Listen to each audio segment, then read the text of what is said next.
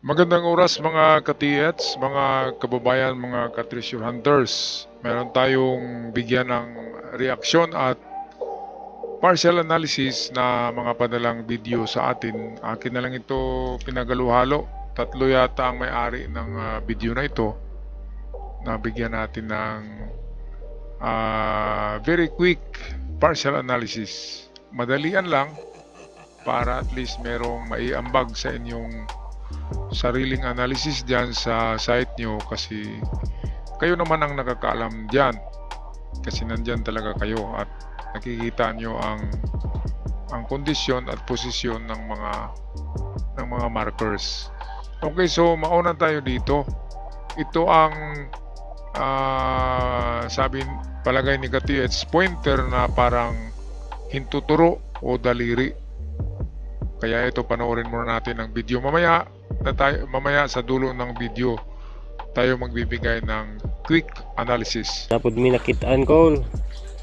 Okay? Nag-ana ni siya sa pader. Yan mo ni pader dire Ini. Lagi na siya sa tunga.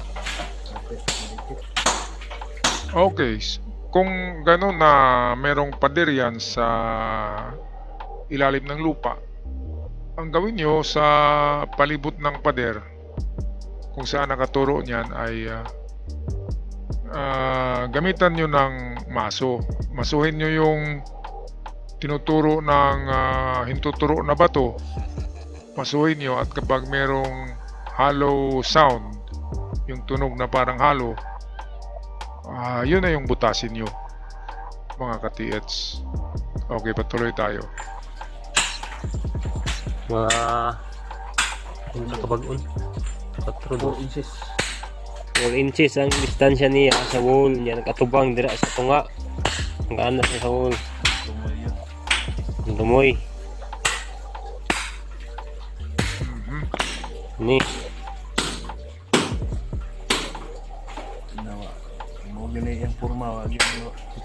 Wag ni siya matipaki. Way agi sa muwil. Mo gini ang porma. Kung akong ibutang. Kali.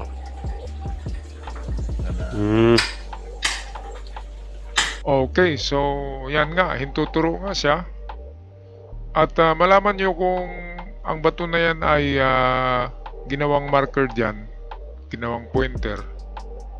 Kung wala kayong makitang ganyang kulay na bato, halimbawa sa ilalim ng lupa ay meron siyang maraming kapariho na kulay at ganun din sila kakintab at kakinis, so hindi natin yan masabi na marker. Pero kapag nag-iisa lang siya doon sa ilalim, na siya lang yung maitim, makinis na bato na parang galing sa ibabaw ng lupa, parang galing sa creek na nilagay dyan, so pwedeng man-made at pwedeng marker ito o pointer sa kinaroroonan ng item.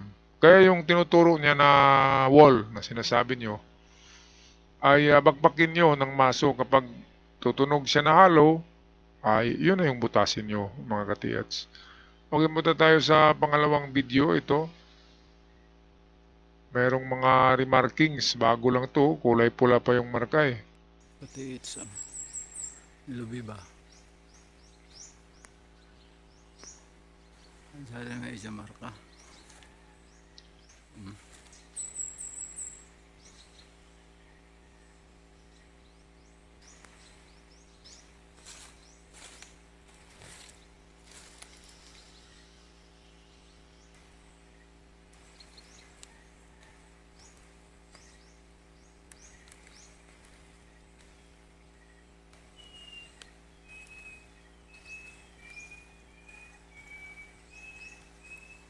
Ito pa sa pikas.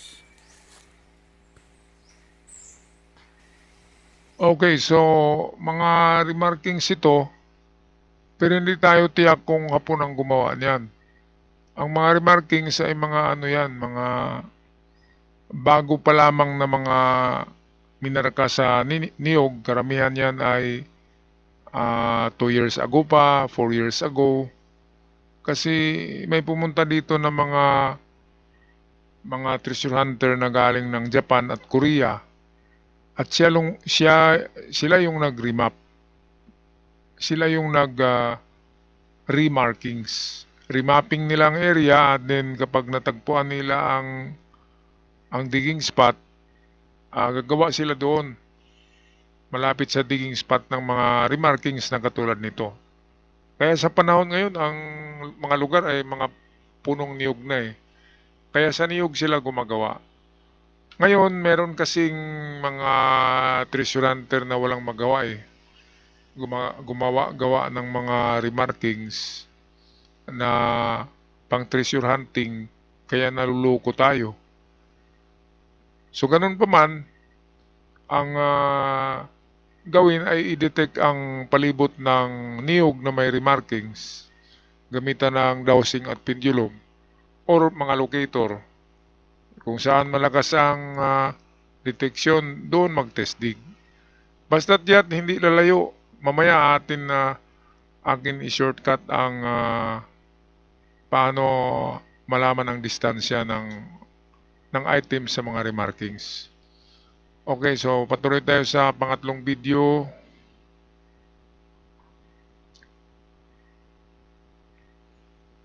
Merong isang video dito na ito. Ito maganda rin to. Ayan o.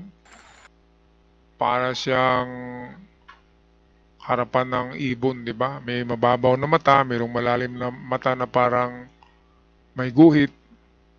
So pwede rin. Kung man-made yung butas na may guhit, well, kapag man-made yan, ay malaki ang tsansa na merong item. Okay, mamaya ay atin na gawa ng quick analysis. Atin mo na panoorin ang video mga ka-TH.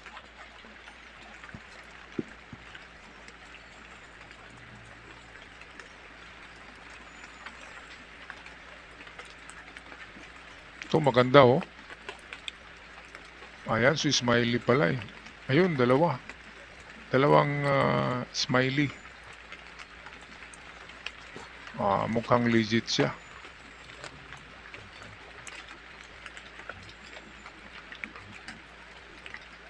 Mukhang legit to ah.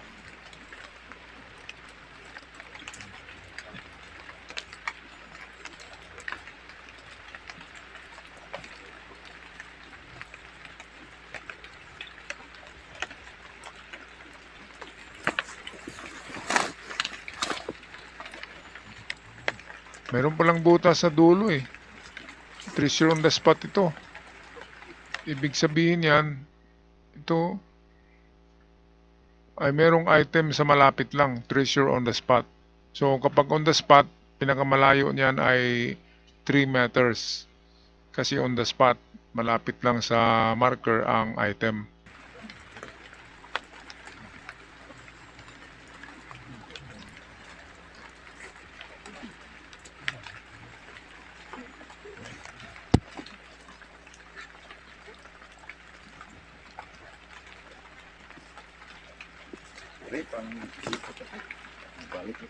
Okay, so gawa na tayo ng ilustrasyon mga ka-TH. Sandali lang. Okay mga ka-TH, unahin natin to. Medyo maganda to. Kasi nga merong ito man-made to eh. Ayan no. At kung wala itong maliit sa ibaba na parang bibig, kung ito lang, yan ay treasure in front. So yan ay dito lang.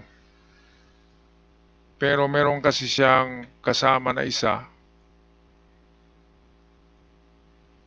Ayan, at hindi sila magkapareho.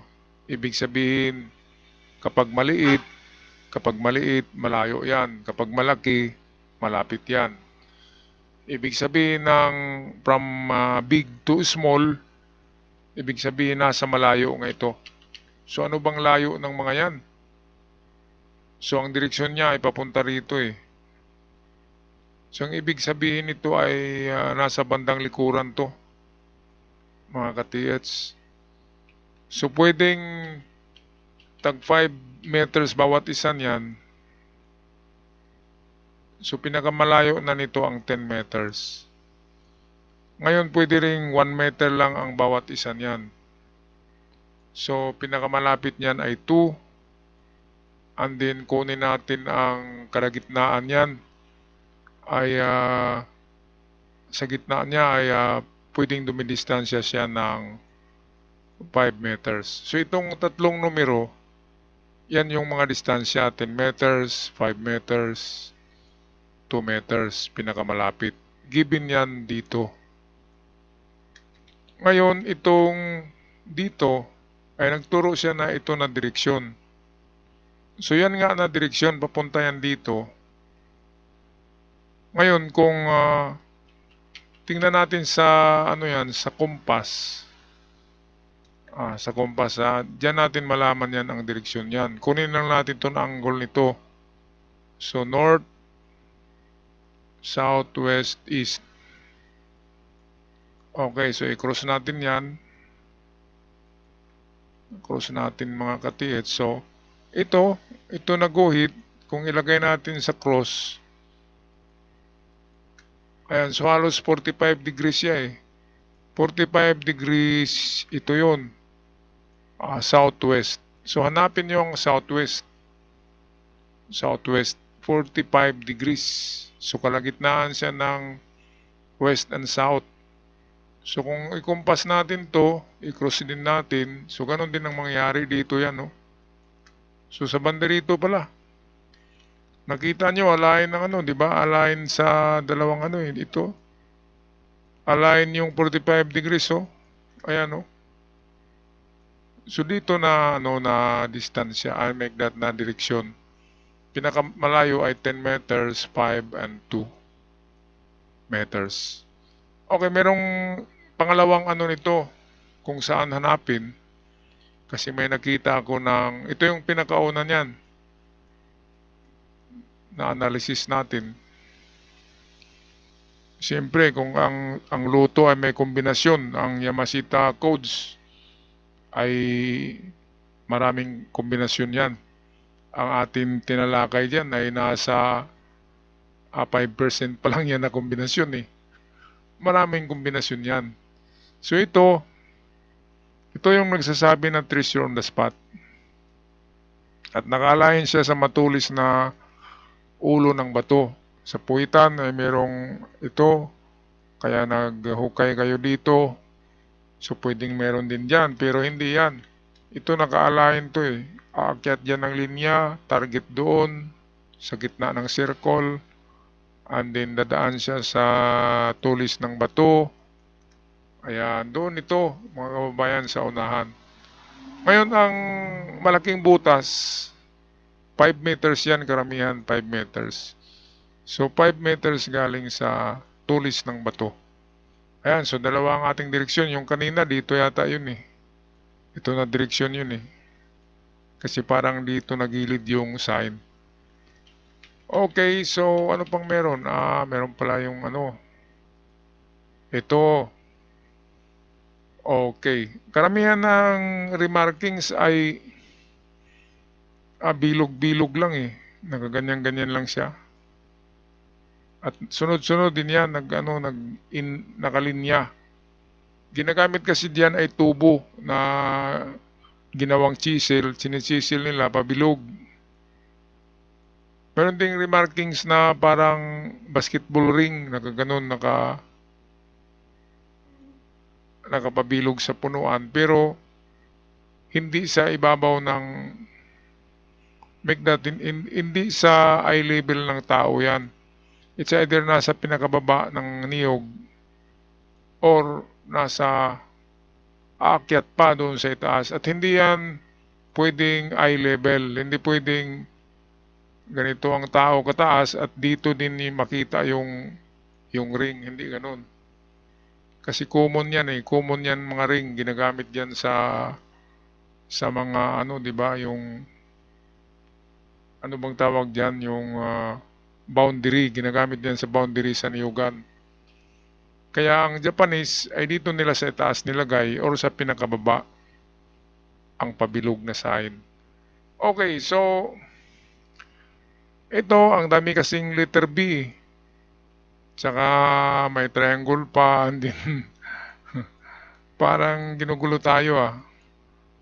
Parang hindi ganito ang mga remarkings na nakita ko eh. Pabilog-bilog lang na sunod-sunod. Meron din nakita ko remarkings na square. Chinisil din nila. Malalim yan. Basta remarkings malalim na pagka-chisel.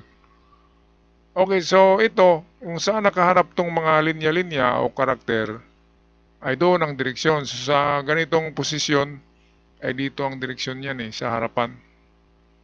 Sa harapan maghanap ng item. Ngayon malaman nyo ang distansya dahil sa hanapin nyo ang pinakadulo ng mga marka. Yung katapusan ng mga marka, yung dulo. Halimbawa, dito yung katapusan na marka.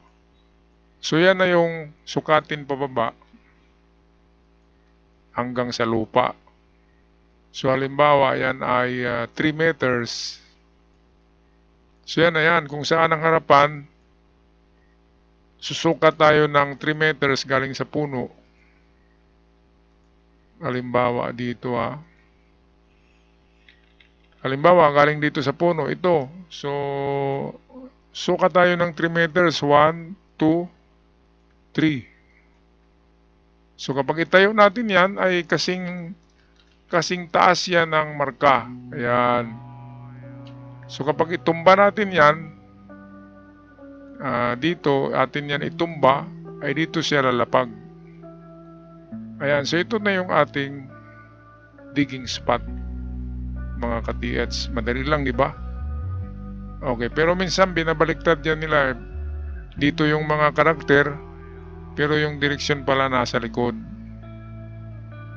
Ganon kasi ka-clever ang Hapon. Meron silang mga reverse signs. Okay, so yan lang aking partial analysis sa inyong mga treasure signs. At sa mga gustong magpadala ay send nyo lang sa aking FB Cesar Limar. Yan kasi ay personal ko ito na Facebook. Nawala na yung FB page ko, yung umamuri. Tinanggal ng Facebook. Akala kasi nila nag-i-scam tayo ng gold kasi palaging gold yung pinupost ko doon. 4 na video bawat araw noon eh. Kaya nawalan ako ng gana dahil nga yung Facebook sinara eh. Wala naman tayong ginawang masama, nag-post lang tayo. Itong Facebook talaga tarantado talaga mga ka-TH, di ba? Ang daming sinara eh. Yung kay Wamos sinara, iyak si Wamos. Yung sa akin, yun nga ang nawalan ako ng gana eh. Kaya napansin nyo, upload ako hindi na araw-araw eh. Pero ngayon, I try na makapag-upload ako araw-araw. Maganda sana, 2 video araw-araw kasi marami. Kaya suportahan niyo ako mga ka-TH sa ating dito. Sa ating channel, sa Treasure Hunting. Kasi kung walang mga katulad natin na mag-encourage sa inyo, mag-decode, mag-analyze, di ba? Ay mawalan din ng gana yung mga baguhan. Kaya dapat meron silang makitang mapamarisan at makapagbigay ng ng suggestion at partial analysis. Di ba? Wala naman tayong hinihingi na kung ano. Ang atin lang dito ay makatulong konti, di ba? Baka swertihin kayo at makabalato naman kayo ng chocolate, di ba? Ng isang box na chocolate. Okay, so hanggang sa muli, ako'y magpapaalam na mga ka-TH. Ingat kayong lahat at sana swertihin kayo sa taon na ito.